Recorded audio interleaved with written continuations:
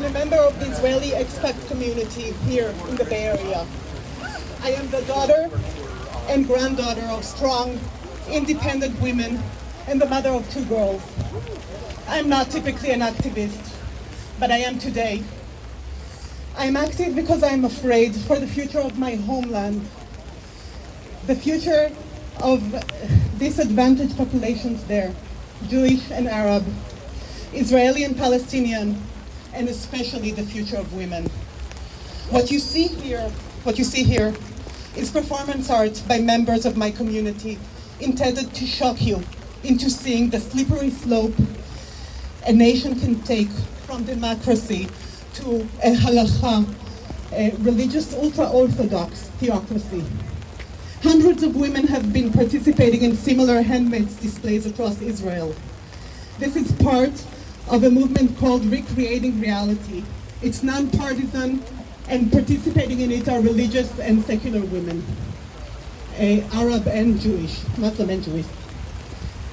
Israel, alongside substantial achievements in women's fight for equality, freedom, and safety, has made progress, but there are always pockets of extreme inequalities. Separation by gender is already happening in many public events. Religious courts, comprised of men only for Jews, or women, one woman for Muslims, hold absolute power over marriage and divorce, and make interfaith or single-sex marriage impossible. Like the US Supreme Court that integrated schools and extended equal protection clause to women's economic rights, Israel's Supreme Court has been a beacon defending minorities and women's rights. To name a few rulings: calling for appropriate representation of women and minorities in any governmental boards of directors, forbidding gender separation, specifically on buses where women were required to sit in the back, forbidding discrimination in media with a decision against prohibiting women's voice on a radio station. This government has a historically low rate of female representation.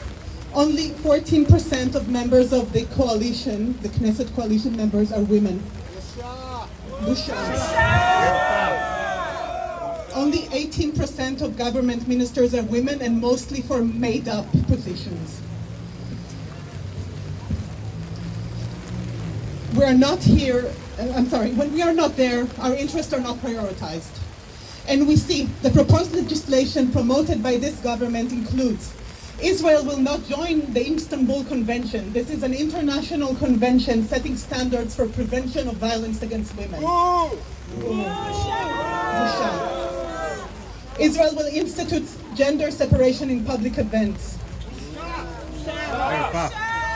Israel will cancel the open process for selecting senior government official, which required the minimum representation of women and minorities. Approval to discriminate according to religious beliefs. So this will impact all women, and specifically at risk are Arab women who are disadvantaged twice, both as women and as a minority. Gender separation for bathing in springs in nature reserves, though this can break up families. Immigration laws banning unification of families. This is particularly hurtful for Arab Israelis marrying Palestinians, and it will specifically hurt the women left on the other side. A situation in which a slim majority of the coalition can override judicial ruling on the rights of women, and where the Supreme Court has no ability to respond, takes the status of women back years into the past.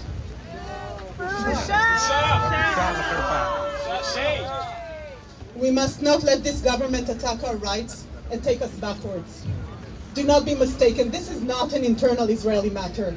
This government is following a playbook, assaulting women, liberals, minorities, and academia. A playbook tried and tested by Putin in Russia, by Erdogan in Turkey, by Orban in Hungary, by Bolsonaro in Brazil, by Lukashenko in Belarus, and yes, by Donald Trump and his minions here. We are standing in a place that launched the careers of two of the most prominent female politicians in the US, Dianne Feinstein and Nancy Pelosi. Here, they fought for civil rights, But they did not stop in San Francisco, or in California, or in the United States. They did tikkun olam, repairing of the world, because we are all connected.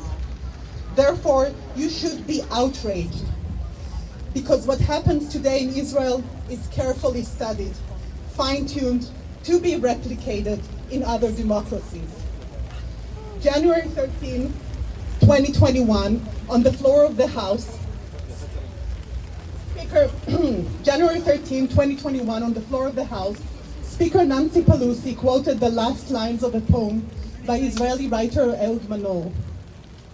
I can't keep silent in light of how my country has changed her face. I won't quit trying to remind her in her ears. I'll sing to her until she opens her eyes. And I will say it in Hebrew.